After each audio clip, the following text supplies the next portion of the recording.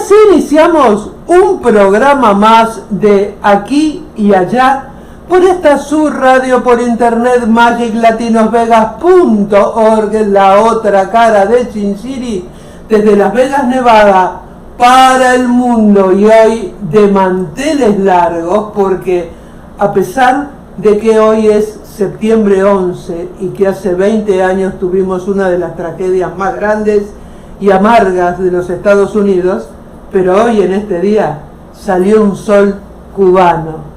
Hoy tenemos aquí con nosotros a nuestro querido amigo y periodista del diario El Mundo. Bueno, quiero que lo presentes vos porque esta es tu entrevista, Héctor Roca. Muchas gracias. La directora de nuestra emisora se refiere a Roberto Peláez Romero, oriundo de, como manifestara ella antes, de Cuba, ese largo lagarto verde de ojos de piedra y agua que glosara Guillén, y que se ha integrado a la extensa nómina de autores de poesía y novela que ha poblado la historia de Cuba, y cada uno de ellos nos ha regalado, como diría Pepe Martí, nos ha regalado una rosa blanca de su talento, de su ingenio. En este libro que él ha publicado, cuyo título es Gentes, nos deparó una sorpresa, por lo menos a mí, prescindiendo de la lectura de la contratapa y el prólogo y el panegírico de Lemus Martínez en el libro. Comencé a leer los cuentos directamente y me recibí una sorpresa, porque estamos acostumbrados a que la lectura de escritores latinoamericanos venga enmarcada dentro de un colorido lenguaje, una cierta magia que puebla normalmente las letras de todo este subcontinente. Y la realidad es que ese asombro me lo causa el hecho de haber pensado siempre que Unamuno tenía razón cuando decía que si quieres ser universal tienes que pintar tu aldea. Y a menos que lo que hace Roberto Peláez Romero sea pintar la aldea global, no podemos decir que se trata de un villorrio de La Habana, de Lima, de Asunción, de Managua. No, es una serie de cuentos que pueden inscribirse en cualquier ciudad del mundo. Ha prescindido, creo que es profeso, ha prescindido de ese lenguaje colorido con que normalmente disfrazamos la escritura, convirtiendo la tinta, el bolígrafo, convirtiéndolo en un pincel y la página en una paleta de colores. Con una síntesis expresiva muy interesante, tenemos aquí con nosotros a un notable periodista y también un importante cuentista. Gracias por estar con nosotros, y quisiéramos que con tus propias palabras nos desarrollaras en lo posible, en la medida de tus recuerdos, todo lo que has hecho en tu querida patria, lo que has hecho acá y lo que pensás seguir haciendo. Ajá. Bueno, ante todo, muchísimas gracias, Héctor, muchísimas gracias, Mónica, por esa introducción tan bonita. Decirles que me siento como en casa, en familia. Admiro muchísimo el trabajo que ustedes realizan desde aquí, desde este pedacito, un cuarto de 2x2 para llegar al mundo, diciéndole la realidad, hablando de todos los hispanos que estamos aquí, que hacemos tantas cosas bonitas. Gracias, Héctor. Bueno, esposa aparte, yo supe desde pequeño que yo iba a escribir. Ese es mi mundo, escribir. Yo entré a los 17 años a un periódico, como yo digo, creo que eché los dientes en un periódico. Y salí de ese periódico 28 años después para venir para acá. O sea, yo trabajé en el periódico Venceremos, que es el periódico de la ciudad de Guantánamo, muy próximo, unos 37 kilómetros de la base naval de Guantánamo. O sea, yo soy de la provincia más alejada de la capital de Cuba, de La Habana. Yo soy guantanamero, y ahí viene la canción La Guantanamera. Exactamente. Y un fin notable, Guantanamera. Guantanamera, perfecto, exactamente. Gracias, muchísimas gracias, Héctor. Y salí de ese periódico 28 años después, o sea, salí a los 45 para venir para acá. Yo llegué aquí y empecé a lavar carros con 108 grados, hasta que se me dio la posibilidad en el periódico El Mundo, abril del 2009, el señor Eddie Escobedo, dueño del semanario, me abrió las puertas y ahí estoy desde esa fecha.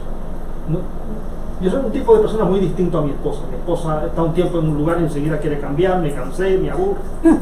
Yo soy más conservador. Tuve 28 años en un periódico y ahora llevo como 11 en otro periódico. ¿Llegaste directamente acá a Las Vegas? Sí, yo viajé Santiago de Cuba, Miami, Las Vegas. Porque aquí estaba mi mamá. Mi mamá también publicó libros de poemas. O sea, a mí lo de las letras, yo desde pequeño yo veía a mi mamá cosiendo y leyendo. Bueno, si tú lees eso, yo voy a leer también la Ilíada, la Contiki, no sé qué. Pero yo crecí en ese ambiente.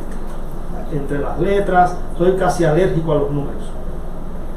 Pero yo también, tiempo, yo sí, también. Gracias, bienvenida al club. Con el tiempo, yo fui el responsable de la página de deportes del periódico Venceremos por muchísimos años. Y estamos hablando de una provincia que con 500,000 de habitantes tiene más medallas de oro olímpicas que México. Por ejemplo, tiene casi 130 millones. Casi todos los boxeadores que están aquí son de Guantánamo. Tiene judoka, jugadores de voleibol, beisbolistas. Guantánamo es una provincia netamente deportiva. O sea, atender la página deportiva en una provincia como esa es tan exigente que hace casi 11 años que yo estoy aquí y ellos no han encontrado, han pasado por allá 6 o 7 personas haciendo la página, pero no han podido dar pie con bola. Entonces, crecí en ese ambiente. ¿Qué quise con los cuentos? Ya lo digo en las líneas del autor. Mi esposa me dijo, no te puede escribir un cuento malo, regular, pero lo puedes corregir y hacerlo mejor. Pero si no lo escribes, no lo puedes corregir. Es cierto. Sencillamente, siéntate delante de la cuartilla en blanco y vacía tus vivencias. ¿Qué es lo que más tiene un periodista? Vivencias. Yo doy con una persona que barre la calle, con un médico, un abogado, un policía, un deportista, un artista. Tengo que topar con toda esa gente y me voy nutriendo de sus vivencias. ¿Qué quise con el libro? Que sea como dijo Marco. Puede ser en la Conchinchina. No me interesa decir dónde es. Eso le puede pasar a cualquiera. Hay cuentos que este soy yo mismo, o es la vecina de enfrente, o mi compañero de trabajo. Eso pasó con los lugares y con los personajes. Y traté, que es bien difícil, me supongo, para un escritor, que quitándole el crédito a los cuentos, a la carátula, todo, que la gente empiece a leer el cuento y diga, esto lo escribió Roberto. Que tiene su sello, tiene su estilo. He tratado de conseguir eso como escritor. Y voy a aprovechar que estoy aquí en la red para amenazar que ya estoy preparando el segundo libro. Ay, queremos la exclusiva, ¿eh? Acá, ¿eh? Primero, ¿eh? Gracias, Mónica, así será. Muy gentil. Maravilloso. Qué maravilla, por Dios. Realmente inscribirse dentro de la extensa nómina de autores en Cuba, que no se remiten única y exclusivamente a los poetas citados antes, Claro. Guillén y Martí, Ajá. o a los novelistas famosos como Lezama Lima O o Carpentier. Carpentier, Ajá. sino que hay muchísimos más. Este es el mismo caso de Padura, de Leonardo Padura, que ha ganado muchísimos premios, son las novelas policíacas. O sea que Cuba, pese a ser una isla pequeña de apenas 11 millones de habitantes, es muy fuerte en deporte, en cultura, en educación. Tiene muchas figuras relevantes en esto mismo que hablábamos de la literatura. Sí, me gustaría añadir que curiosamente muchos de esos autores, al igual que infinidad de otros cubanos, cayeron en el exilio. Ajá. Parece ser un país que permanentemente, por lo menos desde el siglo XIX, como mínimo, Sí. viene exportando, entre comillas, Ajá. a la fuerza, Sí. a sus talentos. Bueno, Martí vivió muchos años en el exilio, posiblemente más tiempo en el exilio que en la propia Cuba. Claro, realmente entendemos que la naturaleza política desde la revolución ha generado en buena parte eso, pero no se ciñe exclusivamente a eso. Más de un siglo antes venían sufriendo ese tipo de persecuciones, Ajá. que es no aceptar al otro, no aceptar al distinto. Y bueno, de alguna manera, por cercanía, tal vez recalar en Estados Unidos es una alternativa viable, Claro. aunque no sea tal vez en algunos casos la más deseable, pero hablo por la diferencia idiomática, Idiomática, ¿no? claro, claro. Pero la realidad es que deseamos que alguna vez se acabe esa necesidad de expatriarse Ajá. y que si alguno decide hacerlo sea simplemente por un afán de expandir su Sí. conocimiento, Ajá, claro. Y universalizando. por propia voluntad, exacto. Exacto, no a la fuerza. Pero de todas maneras, los países que han recibido a todos estos exilados, por una razón u otra, se han visto enriquecidos con su aporte, Ajá. lo que de alguna manera trae un paliativo a la consideración de esas, digamos, circunstancias poco agradables y poco deseables. Bueno, yo le decía antes que uno de los aspectos fuertes del exiliado cubano, por lo general, no quiere decir en su totalidad, es la formación. Yo, por ejemplo, que llevo tantos años en el mundo del periodismo, pienso que un periodista debe tener, aunque se especialice, fue en mi caso en Cuba con los deportes, debe tener una especie de formación integral. Si queremos hablar de cultura, o de música, o de cine, o de medicina, o de política, podemos hablar de derecho. Yo creo que un periodista no debe ceñirse a lo que es. Y lo otro que debe tener es la amabilidad. Usted puede tener mucho talento, pero si es una persona que no es amable, que es grosero, que hace un trabajo que raya en lo vulgar, como se dan las cosas, muchas letras de la música y todo, pues la gente hay un público que va haciendo un rechazo. Eso no es lo que yo quiero para mi hija, ese tipo de letra, ese tipo de reggaetón o lo que sea. Pero yo creo que el periodista necesita formación integral para ser capaz, como decía Martí, de hablar desde el microbio hasta las nubes. Tiene que tener una formación integral, dominar más o menos lo mínimo. Lo otro es que yo respeto muchísimo la voluntad del prójimo. Usted tiene la posibilidad, el derecho, desde que nació, de vivir donde usted le dé la gana. Eso a mí no me interesa, no tengo por qué meterme en eso. Por ejemplo, de Cuba se puede venir porque eres perseguido, o porque quieres mejoras económicas, o porque, en el caso mío, vine por un aspecto sentimental. Mi mamá vivía aquí hacía 13 años, teníamos mucha afinidad, yo llevaba años en el periodismo, y yo no quise, por ejemplo, el techo de Cuba para mi hija, que está estudiando francés. O sea, ella está en un país, está aquí desde los 11 años, en el que puede llegar, dinero aparte, hasta donde ella quiera. El cielo es el infinito. Puede terminar la universidad, irse a Francia, a donde le dé la gana. Entonces quizás eso en Cuba tenga muchas limitaciones y muchas personas no hayan podido hacer o desplegar todo su arte, todo su talento por limitaciones, por cosas que todos conocemos. Pero yo soy partidario de que uno puede vivir donde le dé la gana. A mí yo no sé por qué viajan los deportistas y se quedan aquí o en otro país, y entonces quieren que el que está allá también se quede. Respeta la voluntad del que está allá. Tú quisiste venir y vivir, tú estás donde tú querías estar. aquí estás con tu familia, o puedes ayudar más a tu familia.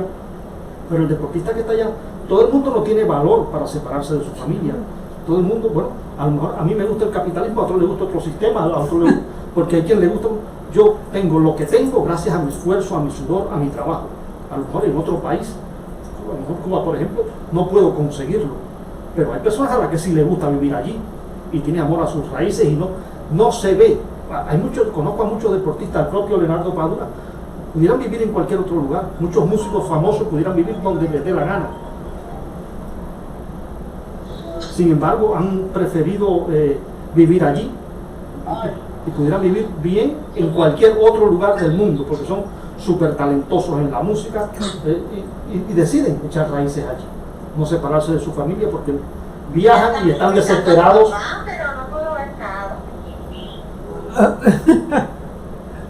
Y así, yo pienso por encima de todo, como periodista, en la formación integral y como ser humano, en que uno tiene derecho a vivir donde uno quiera, donde se sienta mejor, o donde esté cerca de lo suyo, o donde vea el fruto de su trabajo, o lo que sea.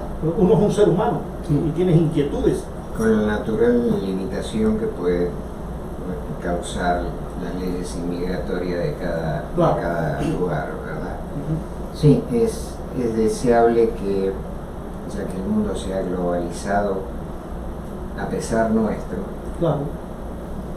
porque ha sido producto del desarrollo tecnológico en su mayor parte, esa globalización, y los países superindustrializados son los que han podido llevar adelante el reconocimiento mundial de la globalización. Y eso sucede también con el periodismo, sobre todo el periodismo escrito. Porque la tecnología, ya uno va al baño o espera el ómnibus o espera que lo llamen para una consulta médica y en el teléfono está leyendo el periódico si quiere, el New York Times, el que me dé la gana. Sin embargo, la prensa está teniendo que hacer un esfuerzo casi sobrehumano, muy profesional, para resistir los embates de la tecnología y de la computación. Los periódicos impresos que cada vez son menos, las revistas cada vez son menos. Hay revistas afamadas que han desaparecido porque la tecnología lo ha metido contra la pared. Entonces preferimos estar en las redes, más económico, no hace falta pagar imprenta, ni papel, ni nada, y estamos aquí. Sí, los diarios se han digitalizado. El mismo caso del periódico El Mundo, la gente se asombra y el periódico El Mundo tiene ya 41 años, aquí en los Estados Unidos. No estoy hablando de Venceremos en Guantánamo, que tenía como 60 y tanto. No, estoy hablando de aquí, de Estados Unidos, y El Mundo ha sobrevivido más de 4 décadas. ¿Y cómo pasa eso?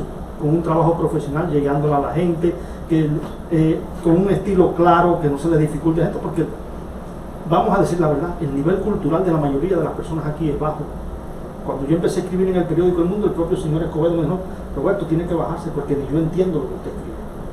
Entonces, es como un beisbolista que viene a enfrentarse al picheo de Grandes Ligas, tienes que hacer ajustes, porque ese hombre tiene otra velocidad, otro repertorio, tiene lanzamientos que tú no conoces.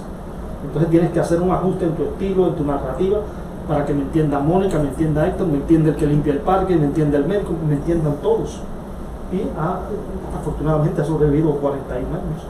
Sí, creo que la necesidad de adaptarse es algo que a través de toda la historia de la humanidad ha demostrado que es la única herramienta realmente eficiente que ha creado el ser humano.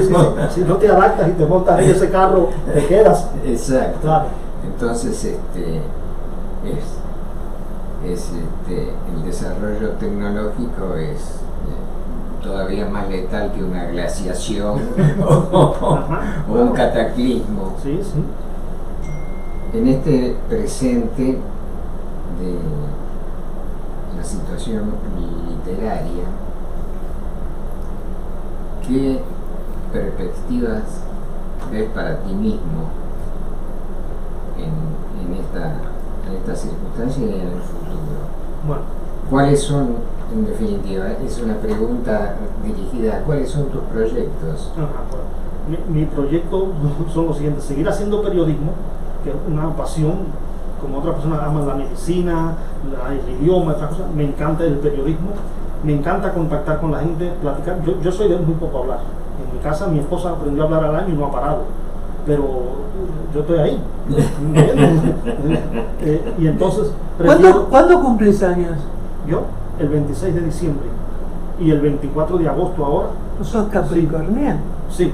Como yo. Ajá, sí. Y entonces ahora el 24 le decía, cumplo aniversario de matrimonio, 20 y tantos años ya. Entonces le decía, ya publicamos este libro, estoy escribiendo cuentos para un segundo libro, quiero seguir con lo del periodismo escrito, y nosotros trajimos, yo voy a decir que de Cuba, de Guantánamo, una tertulia literaria para acá. Nos reunimos los sábados, hay gente que lleva su poema, o ese día no lleva nada, pero escucha el cuento de Roberto, hace sugerencias, no me gusta ese final, tu final no me sorprendió para nada, ya lo esperaba porque te conozco. O sea, mis perspectivas son seguir con el periodismo escrito, que me gusta, y es de lo que he vivido tantos años, y gracias a mi familia, todo.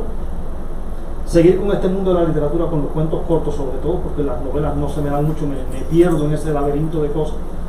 Y seguir ratificando este estilo de, ya veo que la mayoría son 35 cuentos, algunos de ellos sumamente cortos, pero con ese final inesperado, dueño de un estilo que me distinga, que tampoco es muy fácil que digamos, y seguimos adelante. Ya para el segundo, ya tengo cerca de una veintena de cuentos, pero quiero hacer alrededor de 35, quizás un poco más.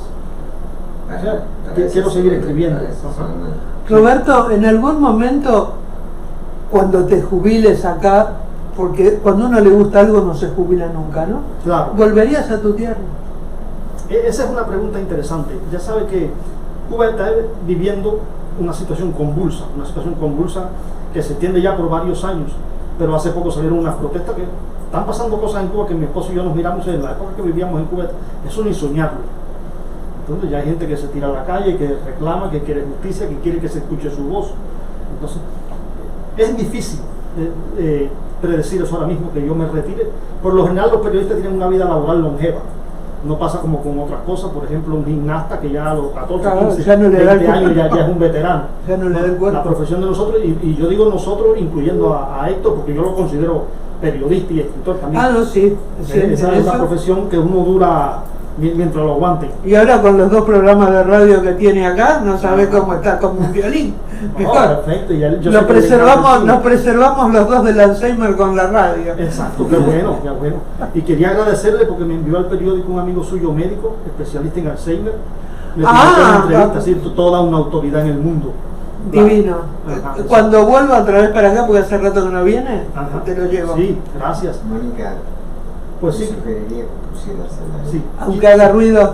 Quiero seguir escribiendo, tanto en el periódico como cuentos cortos, y así es como me veo, y esa es.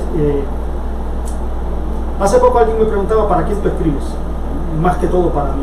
Eso es una aspiración, un sueño que yo tenía. Yo quería escribir mis cuentos, que se vieran publicados, y me siento realizado, estoy contento con el tipo de letra. Uno lo puede leer hasta sin espejuelo, con el papel, con el tamaño, un librito, un cuento un libro que lo puedes llevar para donde quiera. Es funcional, lo puedes doblar, lo puedes tener en el carro, espera que el médico te llame, voy a leer 2 o 3 cuentos de Roberto, y lo lees rápido. O sea, no te aburres y te quedas con deseos. Y ese lugar donde confluyen para alternar producciones literarias, ¿dónde queda? Nosotros nos vemos, a veces lo hemos visto en mi casa, pero nos vemos exactamente en una casa que está por Sahara y San Gil, de un poeta que conocíamos de Guantanamero, Augusto Lemus Martínez, que estuvo citando el prólogo del libro. Tiene alrededor de 11 libros publicados. Nos reunimos en su casa y la gente lleva su poema, lee su cuento, o lee un capítulo de una novela, o lee de técnica periodística, o yo he llevado cuentos, técnica, cómo hacía Hemingway, cómo lo hacía Henry, los cuentos cortos con final inesperado, cuál era la técnica. Ha pasado el tiempo, esas técnicas tienen vigencia o no. Entonces, ¿cómo lo hace Roberto? Y escucho la opinión de diferentes personas, incluida mi esposa y mi hija, que son críticas acérrimas de lo que yo hago, y escucho la opinión de Lemus y de otros escritores que nos reunimos allí todos los sábados. Nosotros podríamos colaborar con esa actividad, claro, porque tenemos en nuestro propio domicilio tenemos un salón para alrededor de 30 personas. 30 personas. disponible para hacer reuniones y para hacer seminarios y para hacer conferencias. Sí. Amor, tu micrófono debe estar cerrado porque no está vibrando bien. A ver, listo. Acá no me acerco. A ver. Sí. O sea que si desean tener una reunión semanal con cierta comodidad. Exacto. Qué bueno. Tenemos sillas en abundancia, tenemos mesas. Y 2 equipos de aire acondicionado. Bueno, yo le quería decir lo siguiente. Primero que todo, como le decía antes, vengo del mundo de la literatura por la formación de mi mamá, que también escribió poemas, que era una lectora incansable. Después este impulso de mi esposa, mis años ligados al periodismo, pero hasta a mí me sorprendió el éxito y la acogida que tuvo el libro. Me han escrito personas de España, de diferentes lugares. Es una joyita. Me lo leí, es muy humano, muy esto, me vi reflejado, o conozco personas así. Eso me sorprendió muchísimo, pero me sorprendió más todavía ese premio que me van a dar mañana. Primero, no trabajo para premio, pero segundo, que la Asociación Internacional de Poetas y Escritores Hispanos me vaya a conceder un premio por los años de periodista y este libro. Yo no me lo esperaba, pero viene a colación porque entonces mañana voy a coincidir con algunas de esas personas que acuden a la tertulia. Voy a aprovechar para leer esto de mañana, así ya la gente lo está escuchando. El próximo domingo 12 de septiembre, a partir de las 15 horas, tiempo de Las Vegas, Nevada, en la East Las Vegas Library, se llevará a cabo la ceremonia de entrega del Premio Internacional Pluma de Oro al escritor y periodista Roberto Peláez Romero por su fructífera trayectoria en las letras hispanas. Es un honor participar con nuestra presidenta, Palmira Aypen, de la Asociación Internacional de Poetas y Escritores Hispanos, con sede en Orlando, Florida, para que el evento luzca en toda su magnitud y seguir proyectando a las voces mayores de América. Además, destacar el apoyo de Eddie Ramos, presidente del Club Uruapan, Michoacán, el maestro Martín Villa y del Museo Fray Juan Osvaldo Jiménez Torres de Cojupulmich. La librería se ubica en el 2851 East Bonanza Road y se considera una de las más equipadas y modernas de los Estados Unidos. Pues yo decía que ni remotamente me pasó a mí por la idea de que la Asociación Internacional de Escritores me fuera a conceder un premio por hacer un libro, por los años que llevo en el periodismo, ¿no? Eso. Primero, también pienso, aunque me apasiona, yo vivo para el periodismo, que es una profesión muy ingrata, tanto en Cuba como aquí. Yo recibo muchísimas llamadas de personas: oye, por fin la entrevista esta mía salió. La entrevista tuya salió hace 2 semanas. ¿Y dónde puedo conseguir el periódico? Porque tú no sabes cuando te entrevisté que ibas a salir en el periódico. No recoges el periódico esta semana y la otra a ver si estás. Entonces hay personas que ni se dan por él. En Cuba dicen que un médico se equivoca y el paciente se lo enterra. Un abogado se equivoca y el paciente, pero un periodista se equivoca y publica sus errores. O sea, todo el mundo se entera, se equivocó. O sea, una profesión, pero pasa mucho eso, que uno entrevista a la persona y ellos ni siquiera se enteran, no le prestan atención a cuando salió su entrevista. Y te llaman y ¿cuándo va a salir? Pero es que ya tu entrevista salió. Ya fue publicada. Sí, ya fue publicada. Ya es noticia vieja. Sí, ya vas a leer el periódico viejo. Y así pasa. Pero sí, me apasiona el periodismo y si Dios lo permite quiero seguir haciéndolo. Es muy importante poder, aún en este país, continuar haciendo lo que era su profesión. Yo pienso que de todos los migrantes, Cuba incluida o no, debemos coincidir en que es un % muy bajo de los inmigrantes pueden hacer lo que hacían en su país, o lo que les gusta hacer, o el trabajo que disfrutan. Yo disfruto el periodismo, yo no se lo digo a los dueños, pero yo no trabajo ningún día. A mí me apasiona lo que yo hago. Pero de golpe vos tuviste la suerte de venir acá y empezar a trabajar en un diario. ¿Cuántos profesionales vienen de otros países y están haciendo otra cosa porque nunca pueden revalidar su título? Exacto, claro. Y es muy triste porque a lo mejor ellos tenían pasión haciendo esto y no lo pueden hacer. Bueno, les voy a decir, Mi esposa tiene 2 títulos universitarios, de periodista y de licenciada en español y literatura, y comenzó a trabajar en el Flamingo y limpiaba pisos y baños, y me dice que las lágrimas caían encima de la losa. ¿Cómo yo con 2 títulos universitarios aquí puliendo las losas? Hay que hacer de todo, lamentablemente. No todo el mundo tiene la suerte que tuvo Roberto de caer de fly en un periódico, después de lavar unos cuantos carros bajo un sol intenso, que todos conocemos, pero cayó en lo que él sabía hacer. Y cuando yo entré al periódico, habían como 5 o 6 reporteros más, y yo era, creo que posiblemente el único que no era mexicano. Pero uno hace valer lo que sabe y la experiencia y cómo lo hago. ¿Entiendes? El que tiene confianza en sí mismo trabaja de lo que trabaja. Claro. ¿Sabes qué pasa? Si prendo el aire, tapa el sonido. No se escucha bien. Bueno, Sepan perdonar. vamos a pedirte que selecciones alguno de tus cuentos para transmitirlo ya en vivo a los...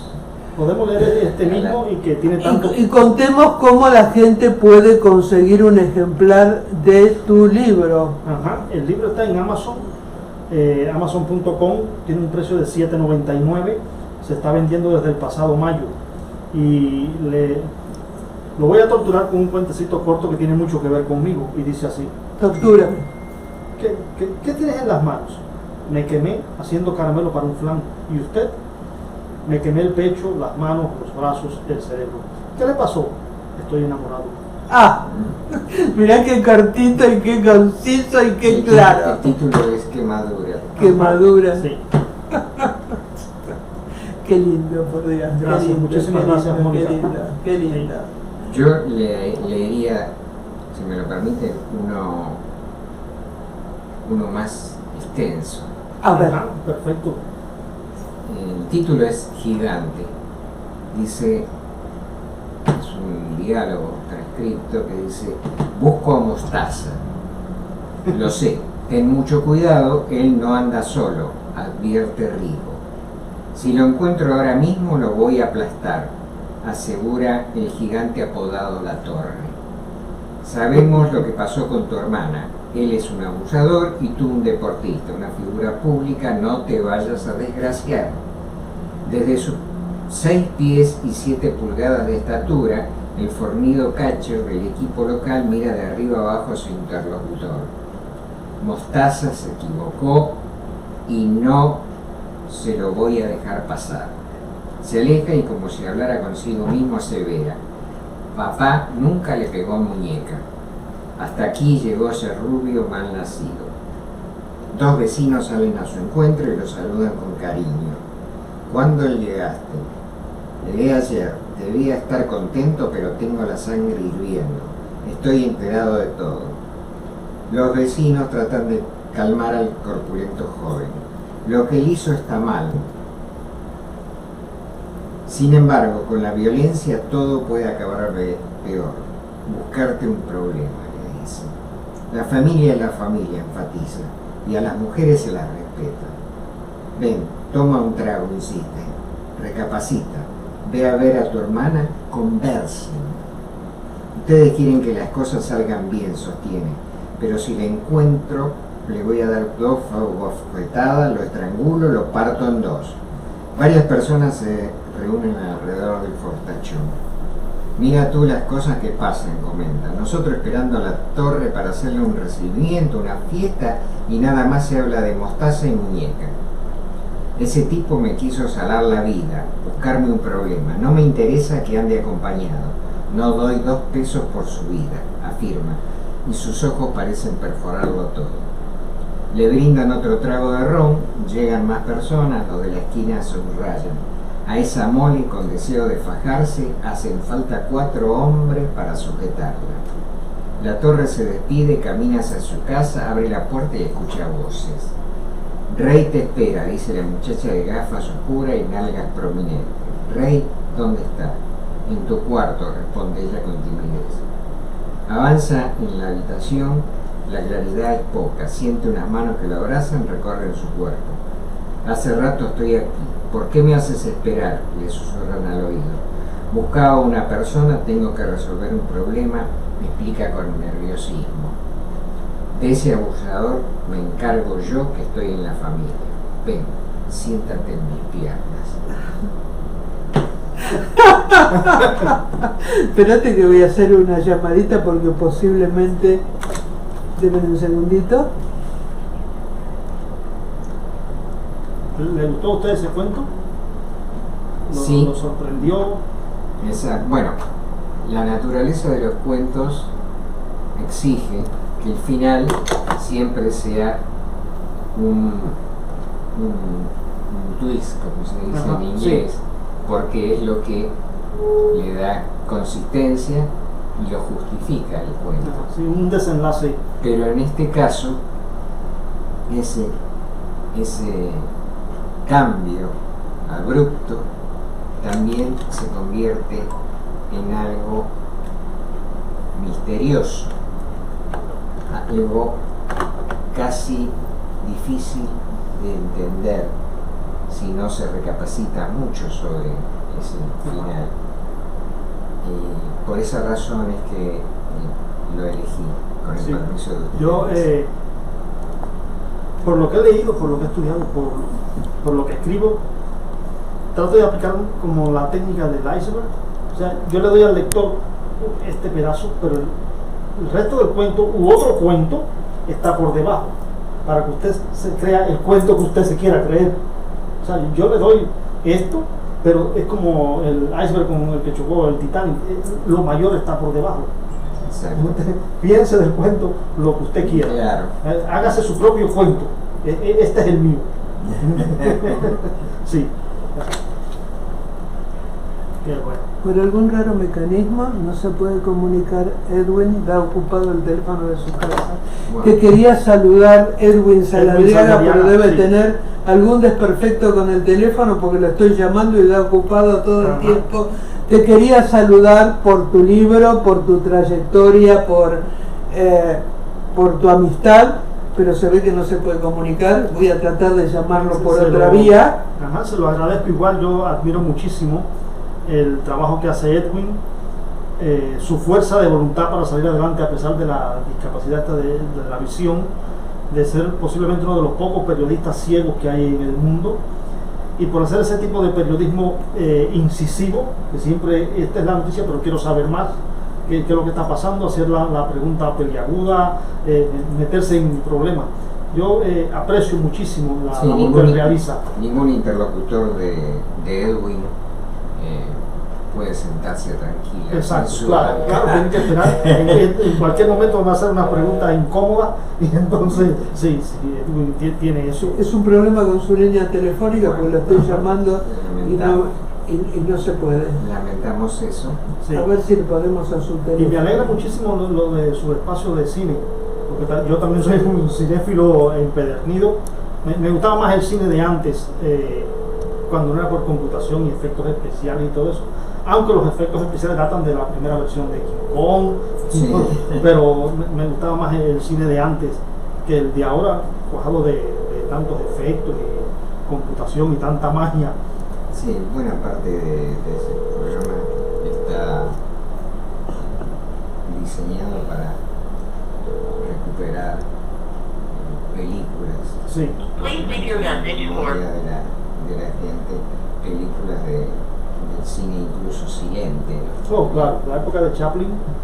Y digamos de esa playa de directores europeos, incluyendo de sus países arrasados, llegaron a Estados Unidos y produjeron cosas notables. No estamos hablando y hablando de eso, sí, eso pasó también con muchos maestros de relieve europeos de ajedrez que fueron a recalar a Argentina. Y por ejemplo, precisamente el mundial que se realizó en Argentina fue paralelo al desenlace, no el desenlace, el comienzo de la Segunda Guerra Mundial. O sea, no tuvieron continente. ¿Puedes hablar más alto? No tuvieron continente ni países a donde regresar. Sí. Se quedaron en la Argentina y la convirtieron en una potencia ajedrecística. El match Capablanca Alekhine tuvo lugar en Buenos Aires. Sí. Ajá. O sea que Exactamente. no por gusto, claro. También, años después, el match de Fischer, y hubo numerosos eventos, pero lamentablemente la falta de apoyo Sí. del gobierno hizo que se fuera diluyendo todo eso, y cuando esos maestros desaparecieron de escena, las nuevas camadas no tuvieron el apoyo necesario como para poder brindarle al mundo una nueva versión de la experiencia de la Argentina.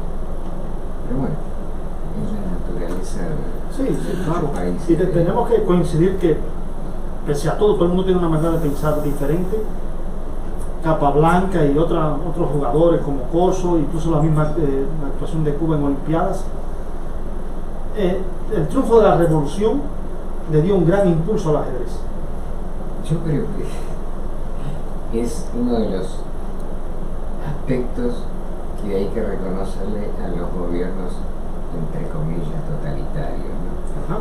Que siempre van a apoyar, en general, siempre van a apoyar El deporte. y producen. No fue el caso de la Argentina, fue Ajá. una conflagración mundial que dejó varado en la Argentina Sí. A multitud de gente, que incluso perdieron sus familias en Europa. El caso de Nairo, Sí, ajá. que perdió completamente a toda su familia. Él tuvo por muchos años el récord mundial de partidas a la ciega.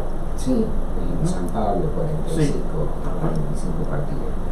Pero bueno, una fuerte personalidad que le permitió recuperarse, establecer una familia, crear para sí una empresa fuera del marco del ajedrez. O sea, no vivía del ajedrez, era un broker, un productor de seguros. ¿Usted coincide conmigo, por ejemplo, en que Cuba es el único país pobre o el único país del tercer mundo que ha tenido un campeón mundial de ajedrez?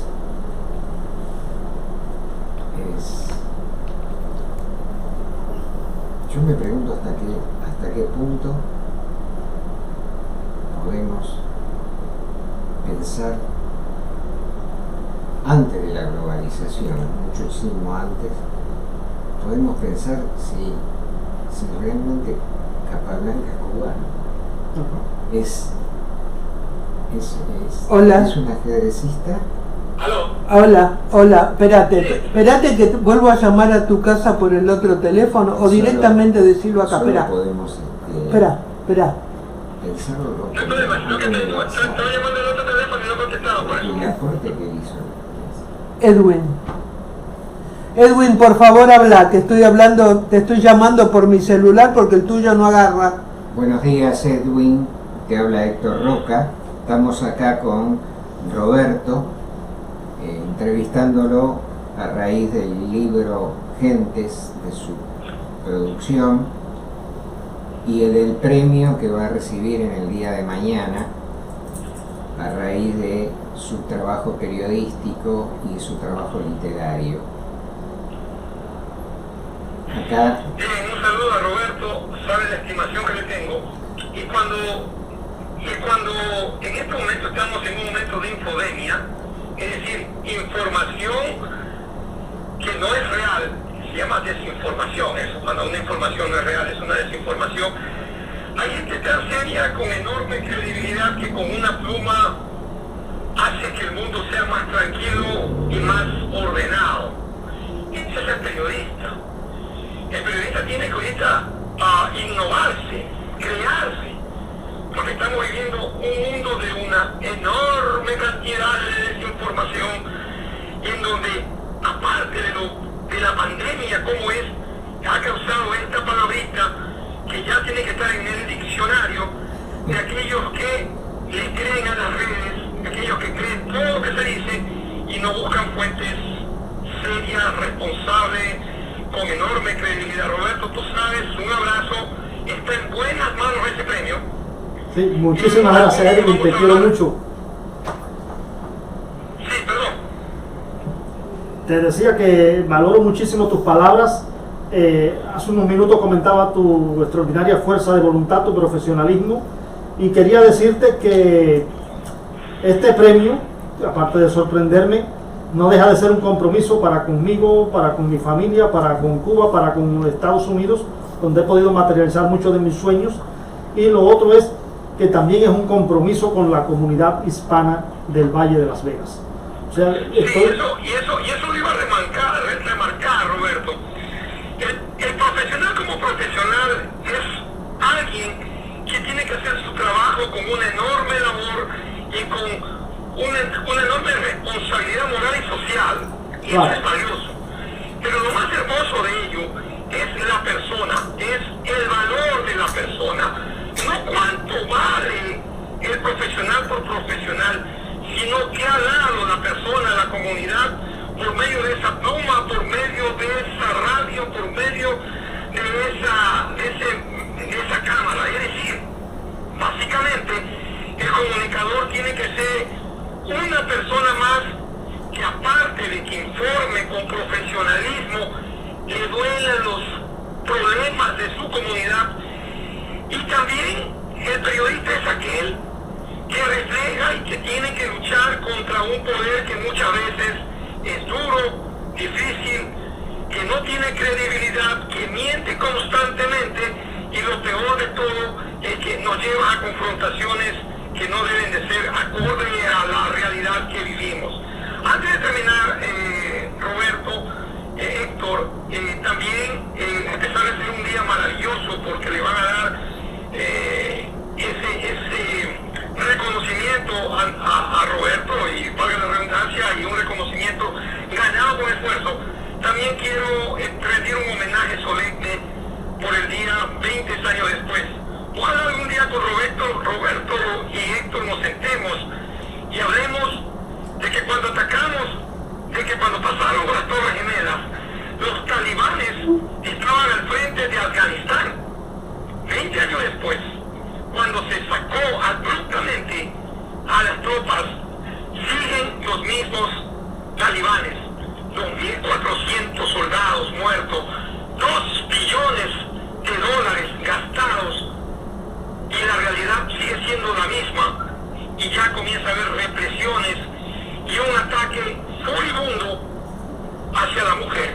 Nadie está haciendo nada, todos estamos haciendo mutis, esperando hacer lo que ya sabemos que va a suceder. Hermano, un abrazo en serio, gracias por todos esos escritos y darnos la oportunidad a nosotros de a veces decir lo que queremos decir, y lo que tú colocas en tu pluma, lo que otros callan, porque el periodista no es solamente el mensajero, sino el que busca las ideas de quienes dan los mensajes.